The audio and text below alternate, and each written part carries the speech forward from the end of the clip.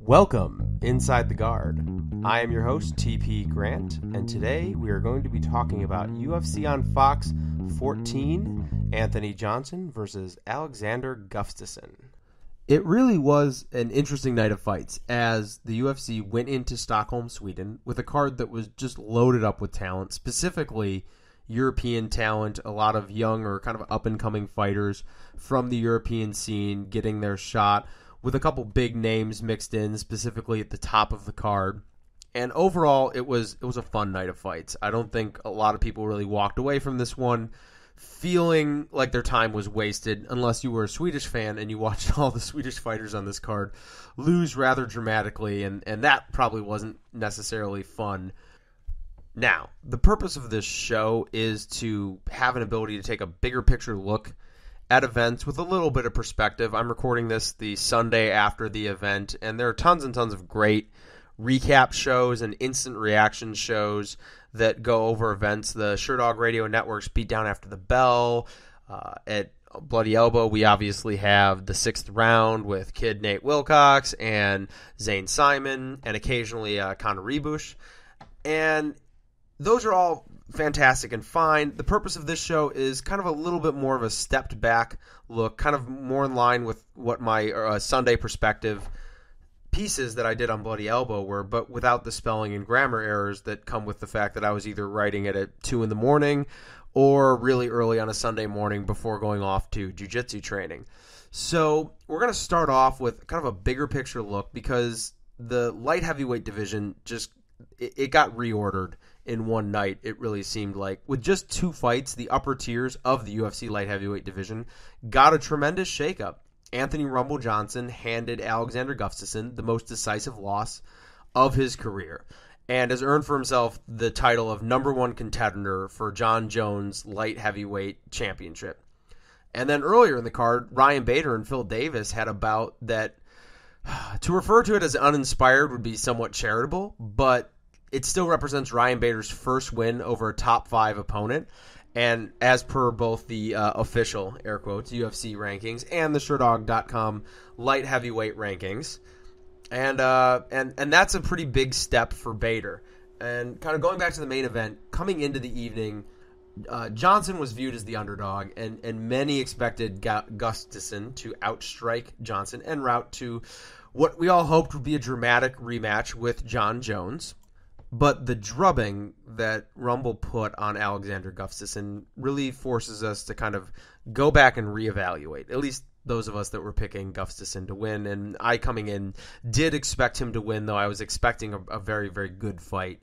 And I don't feel I was underselling Rumble coming into this. I think one thing, going back and looking at it, is that Gustafsson is not really a defensively sound fighter. He gets hit often and really covers up a lot of his defensive shortcomings with a really withering offensive output of his own. Now, kind of going to the fight metric, and obviously there are problems with striking statistics in MMA. They aren't perfect, but especially when you look at the career of a fighter, you can get kind of a broad sense of what kind of fighter they are, at least in terms of on the feet or really from a striking perspective. And Gustafsson's defensive numbers just aren't very good. Throughout his UFC career, he has defended, meaning that he has successfully stopped a significant strike from landing, less than half the time. And amongst elite fighters, that's not very good. His number is actually at 47%. And when you're talking about elite strikers and elite fighters, you get guys who are definitely over half, and many of the good strikers tend to be over 60%, and then the truly elite, the Anderson Silvas and Jose Aldos, are in the upper 60s or around 70%. And then even more troubling is the fact that in the significant strikes, I should say, absorbed per minute, Gustafsson is sitting at 3.38, which is a really high rate of getting hit. And now, obviously, these are averages across all fights, and fights are different, and there's strikes on the ground to be accounted for. But just speaking again from looking at elite level fighters, that 3.38 is a very, very high number. And it suggests that Gustafsson is rather hittable. And then you pair him with Anthony Johnson, who's actually a very accurate striker and a very powerful striker for his entire career. And, well, you saw the results, and they weren't very pretty. And Rumble Johnson's always been one of the premier striking talents in MMA, even going back to his early welterweight run, which is so long ago now, when he was knocking out the likes of Chad Reiner or Tommy Spear or Kevin Burns. And now you talk about the fact that Anthony Johnson is working with Henry Hooft, the head striking trainer at the Black Zillions, who is an incredibly accomplished kickboxer in his own right. And that's really been paying dividends as Johnson's striking game continues to become more and more polished. Hooft isn't really often talked about, but he's really having an impact with the Black Zillions that's not unlike what Duane Ludwig had with Team Alpha Male, and it's just not getting the same amount of attention as Ludwig's run with Alpha Male. And Johnson's in a really interesting point in his career because he's at the 9-year point of fighting professionally. And Patrick Wyman, a friend of mine, writer for Sherdog, used to write for Bloody Elbow, has really done some work with aging curves in MMA. And obviously the data that we have right now, he's not entirely happy with because it's still a young sport. But he generally finds that, elite fighters tend to have about 9 years from their professional debut of high-level fighting. And then it can be extended on after that based on how much damage they take, how they're training, if they're training intelligently, things like that. And Johnson's kind of hit that point where he's in that sweet spot. He's currently 30 years old and very much looks like the peak of his fighting career. He's still in his physical prime. He hasn't taken a huge amount of damage throughout his career. Not counting like the eye pokes that he took against Kevin Burns and things like that, but he's not put a ton of wear and tear on his bodies.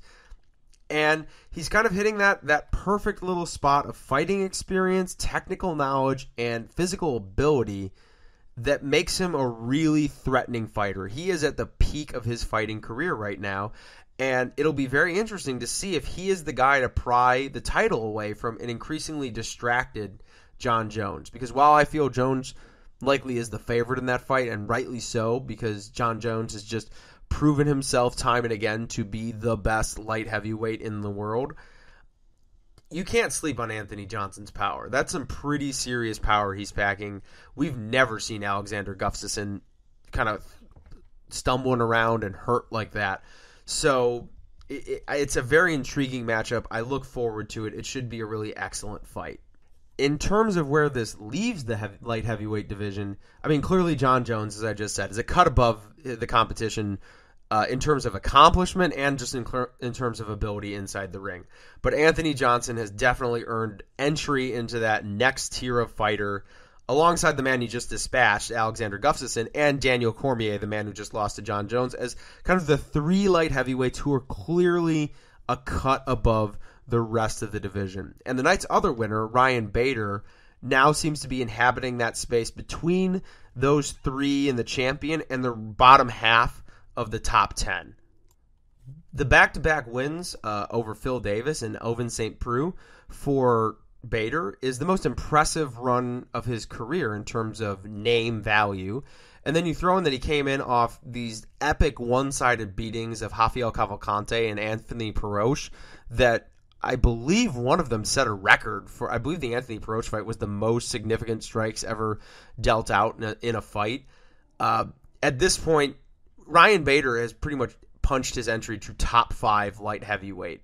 And I think it's something that his growth as a fighter is overlooked by many MMA fans and even pundits, because when a fighter kind of either improves or has trouble with their growth, you'll hear a lot of terms like underrated or exposed or overhyped be thrown around, and there's not often a lot of recognition that a fighter is steadily getting better, and often in very small ways. When you hit that level of fighting, when you're already a top 10 fighter, your game is going to improve by millimeters. It's no longer going to be the big leaps and strides that we're used to seeing young fighters make. Ryan Bader is very kind of slowly improving. And if you go back and look at it, he's a radically different man than the one who fought on the Frank Mir versus Big Nogueira season of The Ultimate Fighter. And now this most recent fight was not his most impressive performance against Davis. And he may be hampered. I believe Power MMA lost their boxing coach. He left the team, and that may have kind of contributed to Ryan Bader not looking as impressive in this fight as he has in the past. But to me, what this fight really highlighted is the continuing struggles of Phil Davis. Because there was a time when Phil Davis was an exciting prospect in the light heavyweight division who really challenged the metagame at that weight class that was just full of powerful wrestlers who were all content to stand up and strike. You had, Rampage and Rashad Evans and Chuck Liddell and even like Shogun Hua was a striker. All these guys who just wanted to be on the feet and exchange punches. And Davis instead was a really dynamic ground fighter. And he was really, he had this wonderfully creative knack from getting that side control hammerlock on Tim Boach to climbing the cage when he anaconda choked Alexander Gustafsson, which, that's 5 years ago at this point. And I think it's pretty clear that Anthony Davis is intent on becoming an outside striker and works a style that is in utter conflict with his actual fighting strengths. Even in college wrestling, Phil Davis was never really like a great outside shot guy. And by fighting consistently on the outside, he's basically killing his own takedown game. He takes his own wrestling out of the equation by fighting on the outside so frequently. And that would be fine, except for the fact that his strikes are rarely powerful. And when he does win with this style, it's often by very, very narrow decisions that really could go either way. And while Davis has most certainly become a slightly more technical fighter in terms of striking than he was when he started, it's been at the cost of the rest of his MMA game. He never fights on the inside, and he almost never chain wrestles in any of his fights. And at this point, he's really stopped showing growth as a fighter. And coming in, a lot of people tagged this fight for kind of playing out the way it did because Ryan Bader, while a fairly good boxer by MMA standards with some decent power in his right hand, really wouldn't have the ability to track down Phil Davis, who would be on the outside working his kind of like, elusive-ish style. And Phil Davis just didn't have a single strike in his arsenal that was a threat to hurt Ryan Bader. You combine Phil Davis's inability to keep growing, the continued defensive woes of Alexander Gustafsson, and then Miles Jury having a really disappointing performance against Donald Cerrone. And this has been a really rough start to 2015 for Alliance. Once thought to be one of the premier camps in all of MMA, and now they really seem to have regressed because at this point, everyone in that camp is trying to strike like Dominic Cruz, who is the standout from that. And pretty much everyone who can't strike like him either then regresses as a striker or ends up leaving and going somewhere else. And at this point, the camp really seems to be, in general, aside from Dominic Cruz, stuck in second gear. And it really seems to be a problem for that particular camp. All right, so that about wraps up that. And for the next part, we're going to move into the in-depth segment. And, well, while I'm more of a grappling person myself, I've done a tiny bit of striking. To talk about things at this level, I need to bring in someone who legitimately knows what they're talking about when it comes to hitting other people. So to that end, I bring in Bloody Elbow writer and host of the Heavy Hands podcast, which if you're not listening to it, you need to be. Connor Rebush to talk the finer points of the face punching that occurred last night. Connor, how are you doing? I'm great. I think that might be the first time I've ever been introduced with my name pronounced correctly. It is, in fact, Rebush, and it doesn't look like it, so I wouldn't blame anyone, but it's nice to hear it said that way from someone else's lips. You've corrected me enough times that I think it finally sunk in. Have I? I don't usually correct people. I'm sorry. I feel bad now. Oh, I got it right, so clearly it worked. So I just got done kind of talking about the state of the light heavyweight division and my impressions, and obviously Anthony Johnson just put a beating on Alexander Gustafsson, and I went out there and I kind of looked at Gustafsson's lifetime stats as a striker, and just kind of on my own observations, I'm out there saying he's not really a sound defensive fighter and pretty much covers it up with offensive output. Where would you kind of come in from your viewpoint on that? No, I think that's absolutely the case. Not that And in fact, you know what? Gustafsson looked okay defensively in this fight. He actually made some movements that I don't normally see him make. He bobbed under a couple of hooks. He used his jab nicely to intercept Johnson. I think it kind of there wasn't obviously a lot of data to draw from. The fight was so brief, but it looked like he'd been working on a few things. But this is kind of something we see with a lot of long and tall fighters, where it's so easy for them against most opponents, and this is true even at the championship level. It's so easy for them to keep the majority of opponents at bay and to use the length of their limbs and to just lean back and suddenly be out of the opponent's reach that they don't really develop a layered defense. And so when opponents are good enough to get past that first layer, the reach, they start to have trouble. And it's even easier in MMA because the octagon is just so vast. You know, there's so much space to run around in. It's very, very difficult to really pin a tall guy down. But I mean, if you watch Vladimir Klitschko, he's the greatest heavyweight in the world right now. He's a top 10 all-time heavyweight, in fact. That will upset some people, but it's the truth. And yet, when people get inside on Vladimir Klitschko successfully, he's uncomfortable because he's tall and he's long-limbed and he's not used to it happening. So I think that's absolutely the case with Gustafsson. Yeah, I noticed there was one moment, actually the eye poke, when he ended up accidentally poking Rumble in the eyes. To me, the replay, it looked like Gustafsson kind of did like a panicked parry off of Anthony Johnson feint. He was not comfortable in the range that he was fighting in. He ducked his head, he lowered his eyes and looked away from Johnson and stuck both hands out away from his face. It was definitely not the defense of a man who is confident in his ability to stand in front of you and make you miss.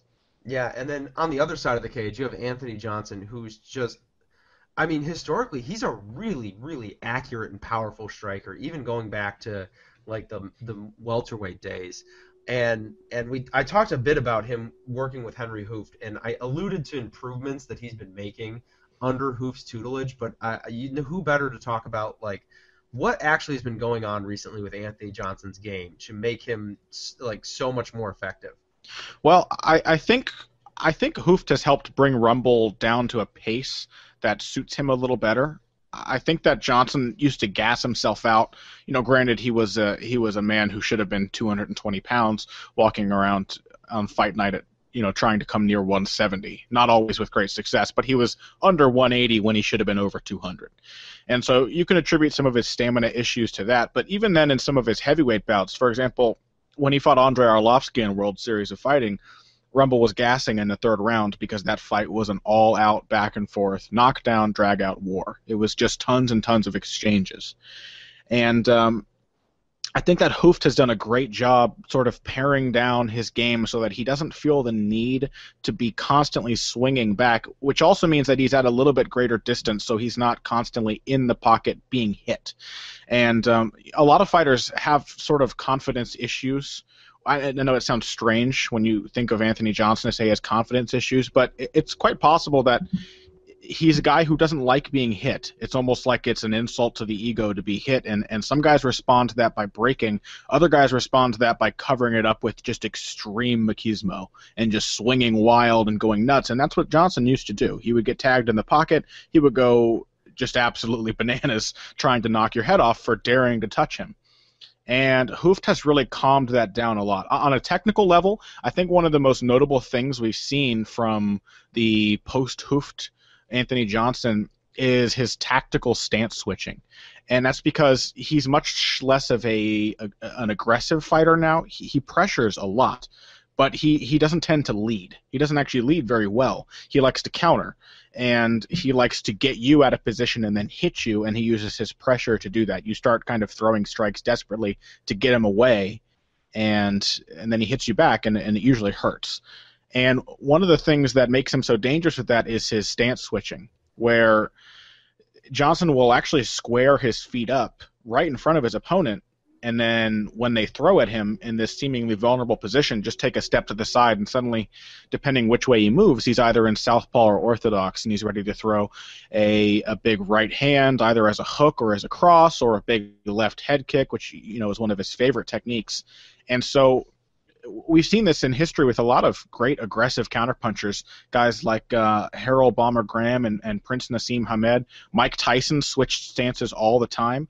And I think that's part of what makes Johnson seem so accurate now, is because once he does lay his hands on you, it's very difficult to get away from him. And Gustafsson definitely found that to be the case. In fact, when Johnson had Gustafsson reeling near the fence before he went down for the final time, Johnson actually ended up in southpaw and was throwing his right uppercuts and hooks from that stance as lead hand attacks, and it was cutting off the route to which Gustafsson would normally escape to his left. And it's just that sort of flexibility of stance that makes Johnson such a difficult man to get away from. Yeah, Hooft really feels like one of those. He's kind of establishing himself as one of those special coaches inside the MMA sphere, because he's so good at kind of building games for guys and kind of leading into their strengths. And I think especially with the two alliance fighters kind of in there, and I think Alexander Gustafsson actually fights pretty well to his strengths, but man, Phil Davis it continues to kind of disappoint, and I really kind of see his style of like attempting to imitate Dominic Cruz.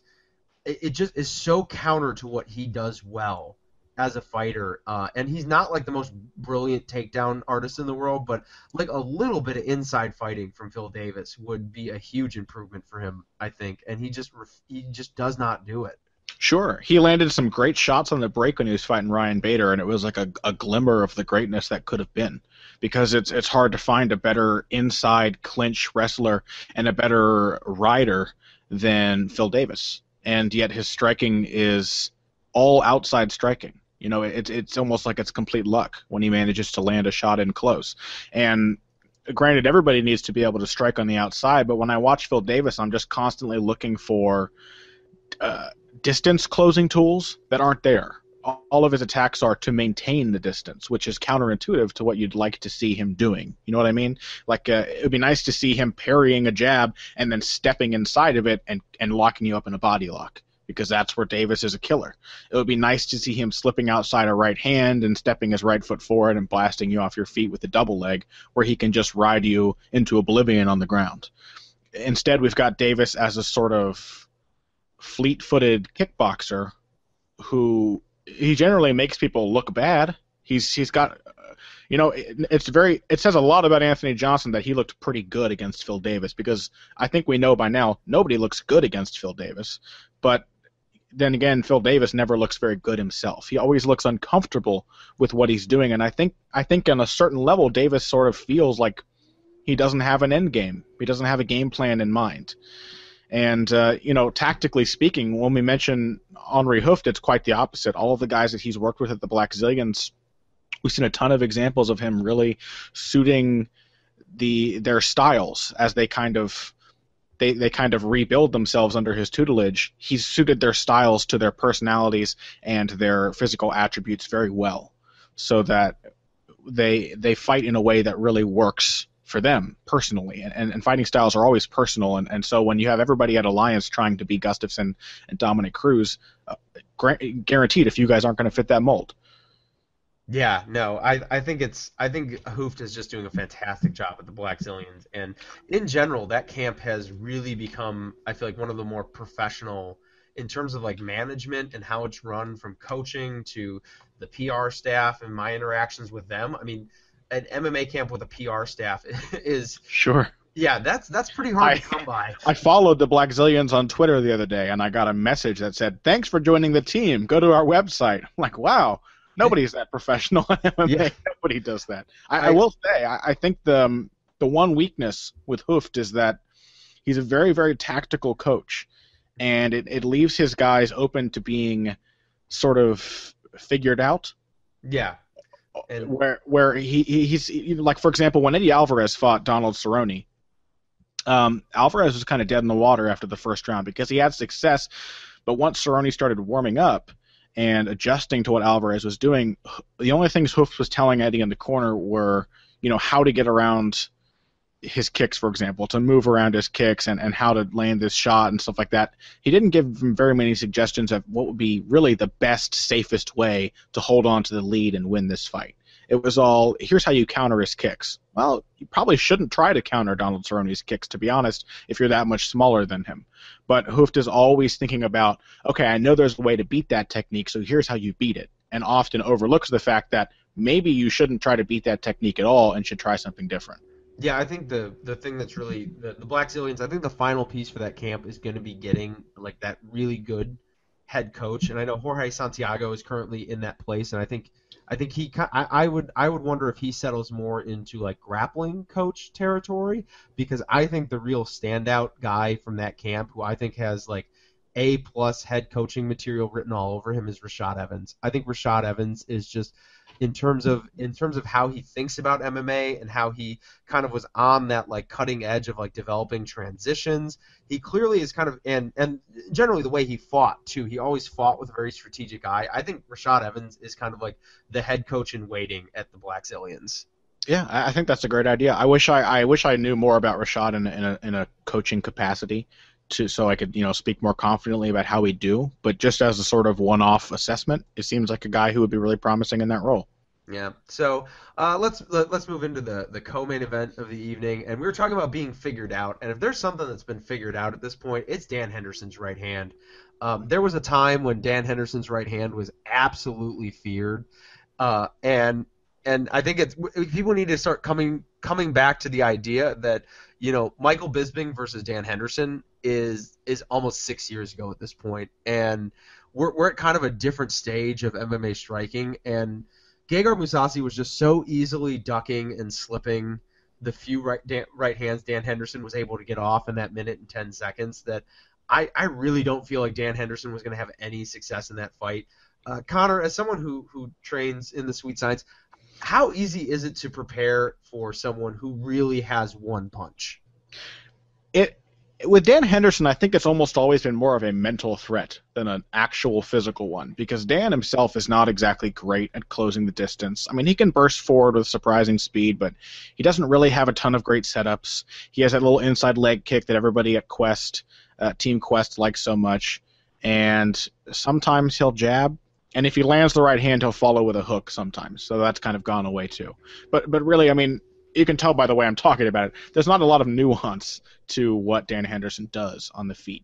And the scary thing about fighting Dan Henderson is that right hand was always just like cocked on his shoulder next to his jaw like a bazooka. And Dan was really good at giving the impression of being ready to hit you.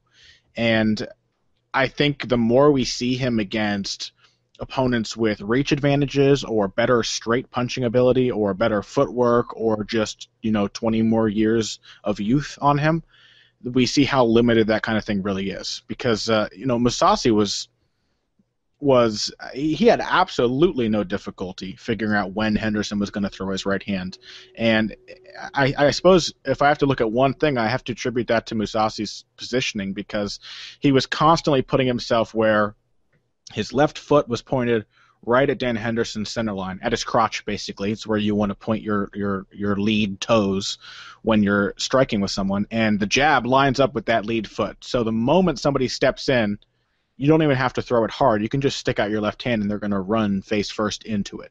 And Mousasi did that. Henderson was chasing him across the entire octagon and eating 2, 3, 4 jabs on the way, and either being completely discouraged or being so far away because he was on the end of Mousasi's punch that Mousasi had plenty of time and space to react basically any way he wanted to that right hand. And Mousasi slipped it, 2 or 3 times, moved his head to the outside or circled away from it, and by then he became comfortable with the timing of it. He hit Henderson with the jab. Henderson kept coming forward. It was obvious he was going to throw the right, and so Mousasi, as he slipped left, just brought a right hand along with it and countered Dan right in the temple and dropped him. You just need more. You need more, and it's not a matter of moves. I don't like to think of fighting in terms of moves like it's a video game, but it's a matter of concepts, and you've got to give the guy something to worry about, or you've got to put something in his face to cover his vision, or you've got to move a certain way. There has to be a different threat when a fighter is good enough to neutralize the one threat that you have. Yeah, you can have kind of that centerpiece of your game, and especially when you get into things like boxing, where I know a lot of boxing trainers like to say there's only so many punches you can throw. It's how you get to the punches that actually matters.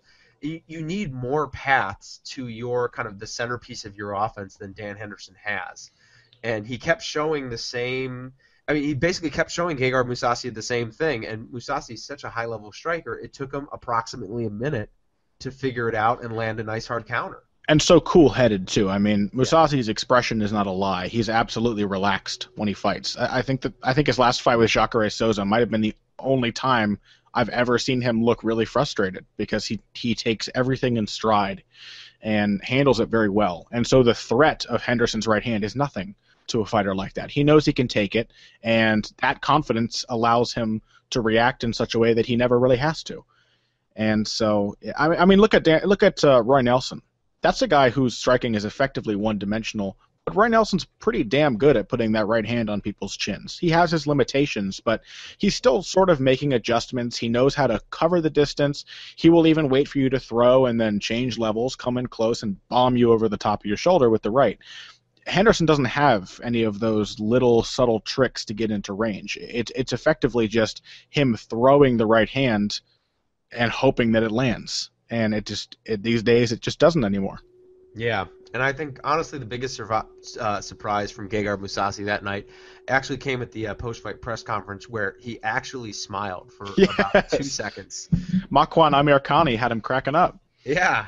So, and actually I think that kind of talking about that transition, not the smiling, but like Dan Henderson unable to kind of adjust what he's doing, kind of leads nicely into the final thing I want to talk to you about in Albert Tumenov. Kind of adjusting himself on the fly in terms of Nicholas Mousaki. Is that how you say his name? I think it's Musoke, but who knows? I get half my pronunciations from Goldberg and Rogan, and God knows they don't do the research. So yeah, and it's one of those times I usually just wait if I'm on a show with Patrick, your co-host Patrick Wyman. I usually wait for him to say it first, and I just try to say it however he says it.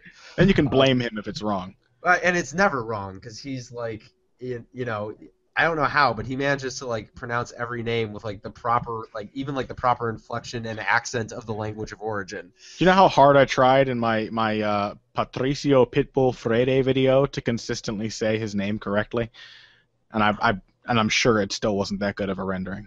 And I can't roll my R's like that. But anyway, back to kicking and punching people. It was interesting because Tumenov kind of got off to a rough start in this fight. Obviously, he's kind of the hot kickboxer sort of fighter. He likes to come in. He's definitely more of a counter fighter. Am I correct in that? He likes to let guys come forward and work a bit. Yeah, sure. And Musoke was landing those body kicks, and obviously Joe Rogan was making a huge deal out of the body kicks, whereas Tumenov seemed really content to try to catch them and throw a right hand back. But his hands weren't really landing in the first round. What kind of changed from the first to second round that Tumenov really started teeing off? I think Tumenov kind of realized that Musoke can't box. And I know that sounds like a really broad statement to make, but once he realized that I call it penetrating the stance, and that's kind of something I borrowed from wrestling. In wrestling, there's a concept, there's a move, a technique called a penetration step, yes, where you're trying to step in, and you're giving yourself basically room to drive forward and blast through the opponent's hips and get them off their feet. And it's not just about the deepness of the step, the depth of the step, it's also about the angle. And in striking, when you penetrate somebody's stance, you're not just stepping straight forward, you're stepping around their lead foot and then moving to the inside of it. And suddenly you find yourself in a position where you can hit them with power, and they're not going to take those shots well because their feet are square, they don't have their balance, and they can't really throw with good power back at you. And so your straight punches beat whatever they throw it all day. And Tumenov kind of keyed in on that after a little while. The body kicks, by the way, were beautiful. Musoke did an excellent job with those kicks. And Tumenov was trying to move forward and ended up stepping into these kicks. And even when he caught him, I don't really see that as being an equal exchange. But suddenly, in the second round, the distance in this fight became dramatically less. Tumenov just started standing closer and closer to Musoke. And by the end of the fight, Musoke was not comfortable throwing his kicks anymore because Tumenov was just standing close to him. Musoke felt like he had to throw a jab or a right hand, something to get Tumenov to back off. And when he did, Tumenov would slip or just simply sidestep around it and hit him with punches from that inside angle. And yeah, it was a nice display of footwork. I mean, Tumenov was putting himself a little bit at risk. He was a little off balance with how aggressively he pursued some of those angles. But like I said, I think he keyed in pretty quickly onto the fact that Musoke couldn't catch him with his punches if he just moved around him. Yeah, I love fights like this. Kind of the same reason I actually really enjoyed Condit Diaz is I love watching a fight where you get a guy who's kind of where you get like that little tiny distance game where one guy wants the fight to be in kicking distance and the other guy wants it to be in boxing distance, and watching them try to play with that particular, like, how do you suck the guy into your game. Yeah. It was a really, really fun fight, and I thought one of the better fights of the evening. Yeah, it was an absolute blast. And the one thing that really stood out to me about this fight, I'll go on a rant here, is how poorly Musoke defended punches despite the fact that his hands were constantly glued to his temples. And this is something I get into a lot of arguments about because it's one of, hands up is one of the things you'll hear bandied about in every boxing gym you ever go to. You'll hear every single commentator say it, especially when somebody gets knocked down, because it makes you sound like you know what you're talking about, even if you don't. So if a guy gets knocked down, invariably, because he's fighting and throwing punches, one of his hands is not going to be near his chin, and so the commentator gets to sound smart and say, see, he got hit because his hands were down. He didn't bring his hands back fast enough. There's a lot more to defense than constantly having your hands up by your face. And, if I stand in front of you with my hands down by my nipples and I say, punch me in the face, you can hit me in the face. And if I do the same thing and I put my hands by my ears and put the earmuffs on and say, punch me in the face, you can punch me in the face. Nothing really changes. And in fact, I open up parts of my body that previously were not open. And by the same token, if I put my hands down at my chest and say, punch me in the face, and you try and then I parry your punch, that is no different than if my hands are up and I tell you to punch and I parry your punch. It may take me a fraction of a second less to parry from the hands up position, but it's not as if it's impossible to stop punches using your hands just because your hands are slightly lower than they should be. And I think this was a great example of how easy it really is for a good striker, which Albert Tumenov absolutely is, to work around a static high guard. Because if you just put your hands up, that's basically the antithesis of the threat of Dan Henderson's right hand. Dan Henderson, for all his limitations, always looks like he's ready to hit you back. And Nico Musoke always looked like he was desperate to stop you hitting him. It's not a very threatening proposition to walk in on a guy like that and throw your hands at him. And Tumenov was hitting him with his left hand from underneath, and then the right hand would come over the top. He was moving side to side and sneaking punches around and through the guard. And the entire time, Musoke's hands just stayed there. It's almost as if his entire life he's gone into gyms and people have said, hey, keep your hands up. And he did a great job of it, and it didn't stop the punches. So I'm not against blocking punches. I'm not even against shelling up when absolutely necessary.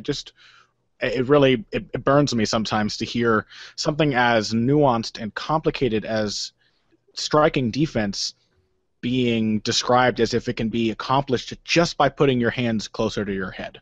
It doesn't happen that easily. And I think the case in point of that is Alistair Overeem's defensive ability. Right. He just puts his hands up and he gets knocked out doing it all the time. He has confidence almost that if he puts his hands up, it's gonna stop what's coming at him.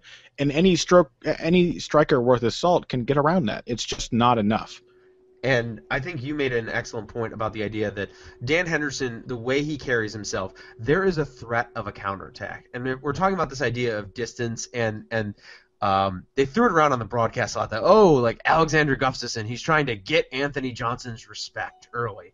And I really think that when you're talking about defense in the striking realm, part of what keeps a guy from just crashing down off you is the threat of a counterattack. Because I think that's one of the things that, like, if you get into a gym and you're striking for the first time, the first thing that shocks you is that no one approaches you the way you like when you watch a boxing match, because no one cares about your defense or your ability to counterpunch until you make them care.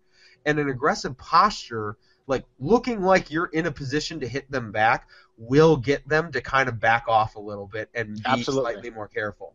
Absolutely. No, I couldn't agree more. And I'll make brief mention of another fight that also helps to drive that point home, which was Sam Sicilia versus Akira Kurosani was the main card opener. And I already said this on Twitter when the fight was going on, but I don't mind repeating myself. Akira Kurosani's been knocked out enough times and hurt by enough punches, and it's happened now 3 fights in a row that he's been stopped in violent fashion. So I think he's got a confidence issue going on where he no longer looks comfortable exchanging with people. And I said during the fight that if you approach an opponent as if you can't afford to be hit, that's a self-fulfilling prophecy. If you feel like if he hits you it's going to be over, then it's going to happen. It's just the way it is. And when Akira Kurosani was throwing back at Sam Sicilia, there was just nervousness and tension. He was flinching. He was ducking his head. He was taking his eyes off of Sicilia. He was making himself a target. Whereas had he, for example, stayed his ground and kept his eyes on Sicilia and stuck a jab in his face the moment Sicilia thought about throwing the right hand, the way that Mousasi did to Dan Henderson, Sicilia would have thought twice about coming in with the same approach again. The counter is so absolutely crucial, and it's one of the worst things about modern boxing that we've got these big gloves and everybody's being told to keep their hands up, and nobody's being told that, look, if you make a miss and hit him back, that's 10 times better for defensive purposes because now he's going to think twice about doing it to you again. Whereas if you just put your hands up and he's really good, he's probably going to get through at some point or another. Yeah.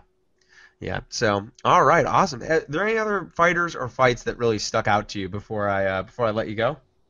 Konstantin Arokin was disappointing. Oh, that was a real bummer. Oh. And I feel bad. I advise people to bet on that fight. This is why I shouldn't ever make betting advice ever again. I was right with the Ryan Bader pick. Bader did beat Davis, but it was shocking to see Arokin, a talented, athletic heavyweight from Russia, of all places, with no wrestling ability. How do you come from Russia and not know how to wrestle? I'm gonna admit I only saw the bad portions of this fight. I apparently missed the early goings of it, in which Arokin actually looked competent and was hitting. Yeah. And we had this discussion on the MMA Prospectus, which is with myself, Zane Simon, and Patrick Wyman. And this Friday, Zane and I are going to have to hear about a million I told you so's from Patrick, because he called this fight to a T. Zane was very, very high on Arokin. I was high on him also, but I feel like I was a bit more tempered because there are problems with Arokin's style.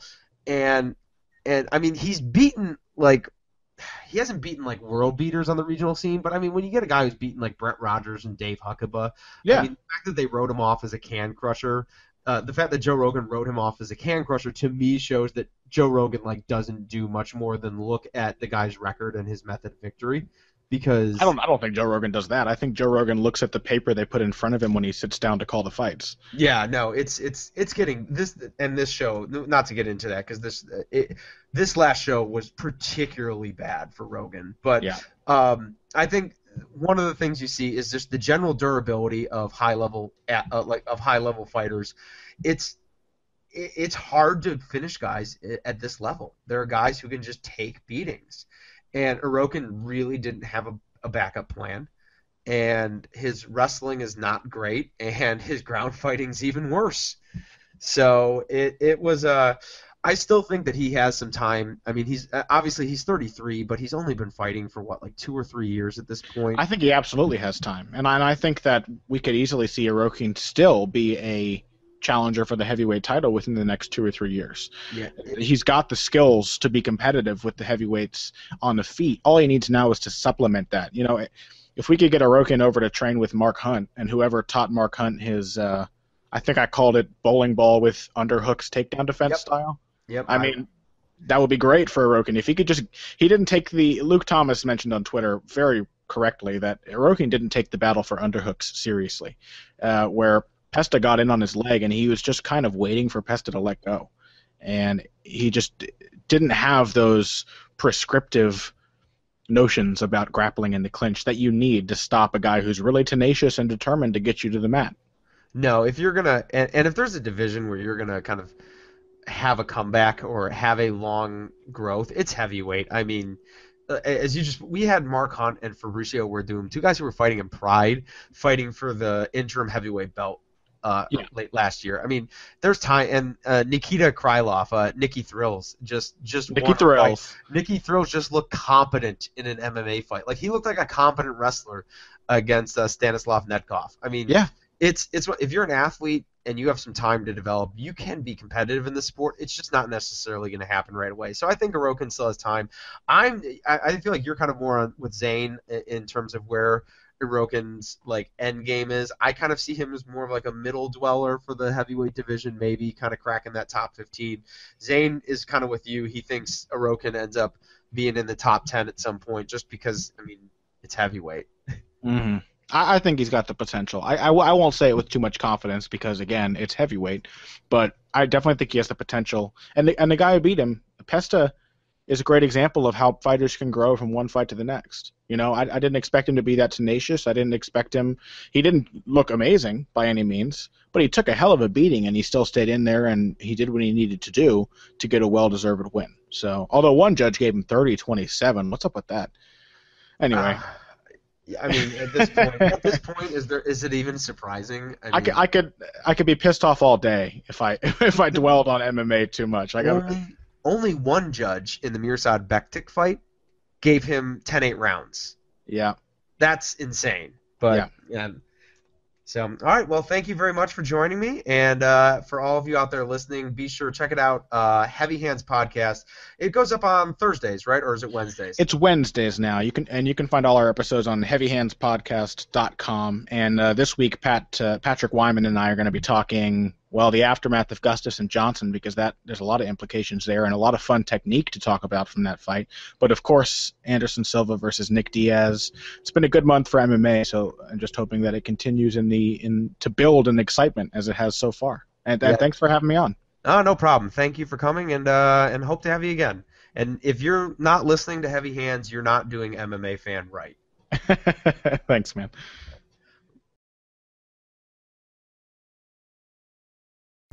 All right, again, thank you to Connor Rebush for coming on here. I had planned to talk a little bit Mirsad Bektic at the end of this show, but considering that Connor and I went a little bit over, I think I'll leave that for the MMA Prospectus, which you can check out on Fridays here at Bloody Elbow.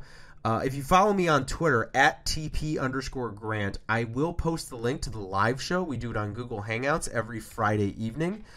If you actually have something resembling a social life on Fridays and don't feel like listening to me talk to two other guys on the internet about prospects in cage fighting, I can perfectly understand that. And we post the actual video on YouTube very quickly after concluding the show, and then we actually do an official post on BloodyElbow.com, usually on Saturday morning, so you can check that out. We will most likely be talking about, we absolutely will be talking about any prospects worth checking out on the Diaz versus Anderson Silva card, and kind of recapping prospect performances on this most recent card. And you'll get to hear Patrick Wyman tell me and Zane Simon, I told you so about Arokin's performance, and we'll probably make fun of him for Mike Rhodes, and who knows, maybe you'll see the destruction of the show and us break up right there live on air. So be sure to tune in. Thank you for joining me this week on Inside the Guard. We will be back for Anderson Silva versus Nick Diaz, and I'm anticipating a lot to talk about after that card. Have a great week.